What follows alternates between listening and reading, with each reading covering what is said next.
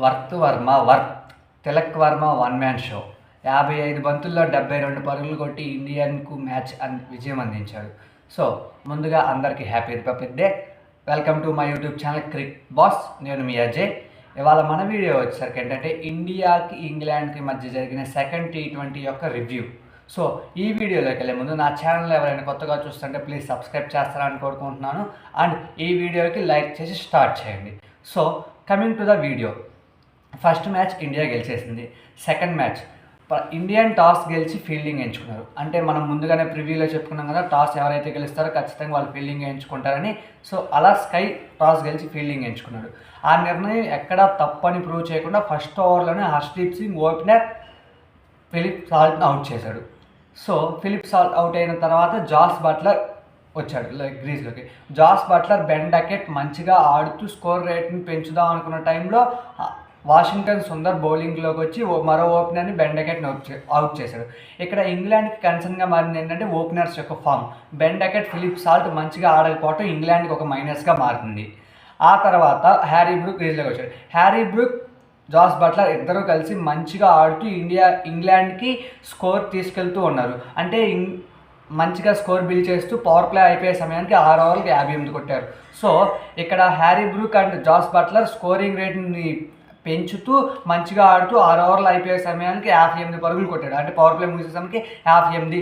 మంచిగా ఆడుతున్నారు అనుకున్న టైంలో వరుణ్ చక్రవర్తి మళ్ళీ బౌలింగ్లోకి వచ్చిన ఫస్ట్ ఓవర్లోనే హ్యారీ బ్రూక్ని అవుట్ చేశాడు. హ్యారీ బ్రూక్ క్లూడే లేదు అసలు ఎలా అంటే ఆ మ్యాజికల్ గూగ్లీ వేసి అవుట్ చేశాడు, అసలు పిక్ చేయలేకపోయాడు.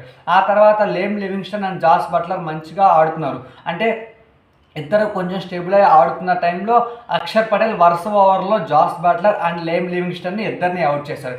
ఆ తర్వాత debutant Jamie Smith and Jamie Overton ఆడుతుంటే జేమీ స్మిత్ 12 బాల్కి 22 కొట్టి మంచిగా ఆడుతున్నారు అనుకున్న టైంలో సూర్యకుమార్ యాదవ్ ఒక మంచి బ్రిలియంట్ మూవ్ చేశారు. అంటే ఏంటి, అభిషేక్ శర్మను బౌలింగ్లోకి తీసుకొచ్చి మంచిగా ఆడుతున్న జేమీ స్మిత్ అవుట్ అయిపోయాడు.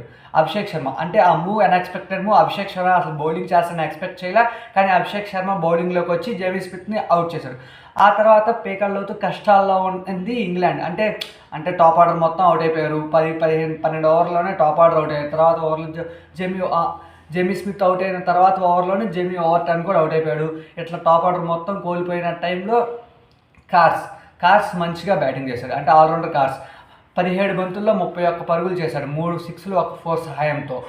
ఇట్లా మంచిగా ఆడుతున్న కార్స్ అన్ఎక్స్పెక్టెడ్లీ రన్అట్ అయిపోయాడు. రన్అట్ అవడంతో ఇంగ్లాండ్ స్కోర్కి బ్రేకులు పడినాయి. అంటే అప్పటిదాకా మంచిగా ఆడుతూ 160 దాకా 170 175 దాకా తీసుకెళ్తారనుకున్న స్కోర్కి కార్స్ రన్అట్ అవడంతో బ్రేకులు పడ్డాయి. ఆ తర్వాత లోయర్ ఆర్డర్లో చిన్న కాంట్రిబ్యూషన్స్ అంటే Jofra Archer, Mark Wood, Adil Rashid తలా ఒక 4 సహాయంతో ఇంగ్లాండ్ 166 పరుగులు చేశారు. ఇక్కడ ఇంగ్లాండ్ 166 పరుగులు చేశారు అంటే లాస్ట్ మ్యాచ్ కన్నా 30 పరుగులు ఎక్కువ చేశారు. కొంచెం పర్లేదు అనిపించుకున్నారు. ఇంగ్లాండ్ బ్యాటింగ్ తరపున జాస్ బట్లర్ 45 పరుగులు చేశారు, కార్స్ 31 పరుగులు చేశాడు. ఆ తర్వాత డెబ్యూటెంట్ జేమీ స్మిత్ 22 పరుగులు చేశాడు. ఇలా ఆ ఇంగ్లాండ్ బ్యాటింగ్ పర్ఫార్మెన్స్ అంటే ఇండియన్ బౌలింగ్ తరపున వరుణ్ చక్రవర్తి, అక్షర్ పటేల్ చరో 2 వికెట్లు తీసుకున్నాడు. ఆ తర్వాత హర్షదీప్ సింగ్, హార్దిక్ పాండ్యా, అభిషేక్ శర్మ, వాషింగ్టన్ సుందర్ తలా వికెట్ తీసుకున్నాడు. అందరు మంచిగా బౌలింగ్ చేసి ఇంగ్లాండ్ని మంచిగా రెస్ట్రిక్ట్ చేశారు. కానీ 166 పరుగుల లక్ష్యంతో ఇండియా ముందు సరిపోదని అనుకుంటా ఇండియన్ ఉన్న బ్యాటింగ్ ఆర్డర్కి. సో 166 పరుగుల లక్ష్యంతో బరిలో దిగిన ఇండియా ఫస్ట్ ఓవర్లోనే మంచి స్టార్ట్ అందించాడు అభిషేక్ శర్మ. ఫస్ట్ ఓవర్లోనే 13 పరుగులు చేశాడు. కానీ ఆ తర్వాత ఓవర్లో మార్క్ వుడ్ ఓపెనర్లో అభిషేక్ శర్మను అవుట్ చేశాడు. ఆ తర్వాత ఓవర్లో వెంటనే మరో ఓపెనర్ సంజు శాంసన్ అవుట్ చేశాడు, జోఫ్రా ఆర్చర్. ఇలా 2 వికెట్లు వెంటనే కోల్పోయిన టైంలో కెప్టెన్ సూర్యకుమార్ యాదవ్ అండ్ తిలక్ వర్మ మంచి పర్ఫార్మెన్స్ చేసి 6 ఓవర్లు మూసే సమయానికి 59 పరుగులు కొట్టారు. కానీ సూర్యకుమార్ యాదవ్ 3 ఫోర్లు కొట్టారు, అవుట్ అయిపోయాడు. వేరే కార్స్ బౌలింగ్లో మళ్ళీ అవుట్ అయిపోయాడు. అంటే మంచిగా పార్ట్నర్షిప్ బిల్డ్ అవుతుంది, 39 పరుగులు పార్ట్నర్షిప్ బిల్డ్ అయింది వాళ్ళిద్దరి మధ్యలో అనుకున్న టైంలో హార్దిక్ పాండ్యా అవుట్ అయిపోయాడు కార్స్ బౌలింగ్లో. ఆ తర్వాత వచ్చిన ధ్రువ్ జురెల్ వెంటనే తర్వాత ఓవర్లో మళ్ళీ కార్స్ బౌలింగ్లో అవుట్ అయిపోయాడు. సో ఇంకా హార్దిక్ పాండ్యా ఫస్ట్ బాలే 4 కొట్టి తన స్వాగ్ చూపించి ఇవాళ మ్యాచ్ మంచిగా ఆడతారు అని అనుకున్నాము. కానీ జేమీ ఓవర్టన్ వేసిన బౌలింగ్లో అవుట్ అయిపోయాడు 78 పరుగుల దగ్గర. ఇక్కడ పీకల లోతు కష్టాలు ఉందండి. అంటే అలా 10 ఓవర్లు ముగిస్తామని 79 పరుగులు 5 వికెట్లు, ఇంకా 87 పరుగులు కొట్టాలి 10 ఓవర్లకి. సో ఇక్కడ ఒక allrounder, Tamil Nadu allrounder Washington Sundar and Tilak Varma గ్రీస్లో ఉన్నాడు. తిలక్ వర్మ ఇప్పుడు అంటే పవర్ ప్లే అయిపోయేదాకా కొంచెం కాన్స్టెంట్ ఫాస్ట్గా ఆడాడు. అంటే 15 బాల్కి 26 కొట్టాడు. ఆ తర్వాత తన క్లాస్ ఇన్నింగ్స్ని తీసుకొచ్చాడు. ఇక్కడ ఈ 10 ఓవర్లు, నెక్స్ట్ 10 ఓవర్లు తిలక్ వర్మ క్లాస్ చూస్తాం మనం. ఎలా ఒక సైడ్ నుంచి లోయర్ అంటే middle order, middle order, lower ఆర్డర్తో కలిసి మంచిగా పార్ట్నర్షిప్స్ చేస్తూ మ్యాచ్ ఫినిష్ చేశాడు.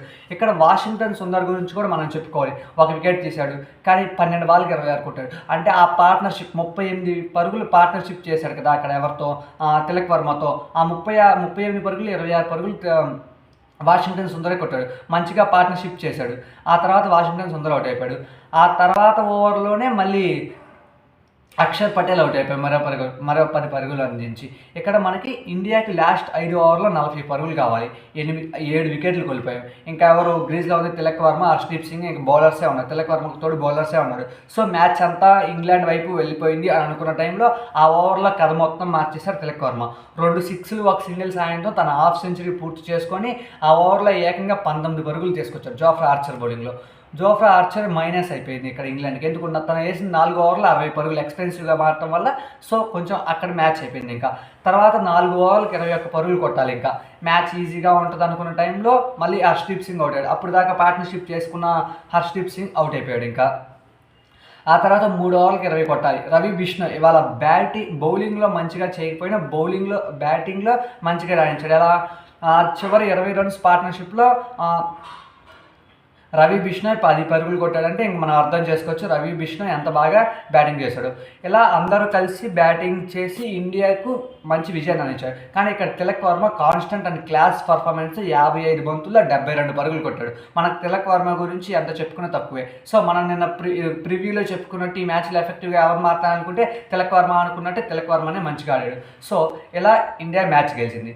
నా వీడియోని ఇక్కడ దాకా చూసినందుకు థ్యాంక్ యూ. ఎవరైనా నా ఛానల్ కొత్తగా చూస్తుంటే ప్లీజ్ సబ్స్క్రైబ్ చేస్తారని కోరుకుంటున్నాను.